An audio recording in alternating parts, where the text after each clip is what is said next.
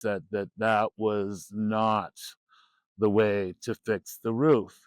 And ultimately, this guy on this beautiful building that could have just been really cool, it could have had a lot of the traditional air marks and a modern facade to it on 2 acres. There was a schoolhouse as well. The schoolhouse had to come down. It was termite uh, infested, and you don't want to try to work with termite infested wood. But I would have had 2 acres, and the big plan was that the schoolhouse would come down.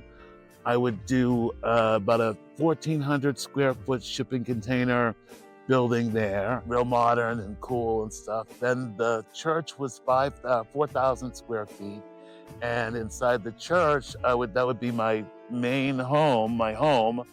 I told Eric, dude, when you get retired and all, you could move on into the school. And then I had enough room to do like probably 3 small A-frame kind of buildings, as well, and that was gonna be my complex, to be frank, I think big, and when that roof went, the numbers just went through the roof because there was no roof when a lot of it was done, and gosh, I went back and forth with what do I do? Do I pull the whole thing down? And the guy named Chad Church that grew up in the Catholic Church and went to Sunday school and all that stuff wasn't really digging the concept of yanking down a church, the stained glass, all the, you know, not exactly great mojo when one does that. I was just trying to figure out what I was going to do. And if I did finally land on, you got into this because you've got 4,000 square foot foundation,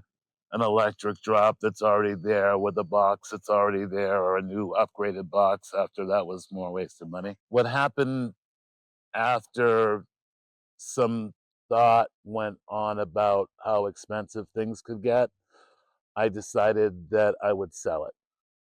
And so it was kind of like, do the church got screwed up.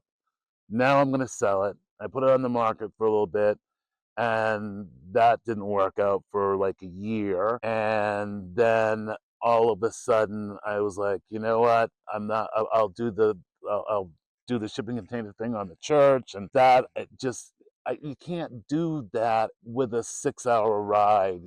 So I decided, okay, I'm going to try and sell it again next year. And I had it on the market for about a year, and this great guy Eric down in Maryland put it got it together for me. Finally, not at the level of gain I would have liked to have gotten off the land that I bought, because I'm going to go back there at some point and drive by, and somebody's going to have this compound that's $1 million compound that they didn't have to pay much money to have, and I'll be okay with that. I will be okay with that now.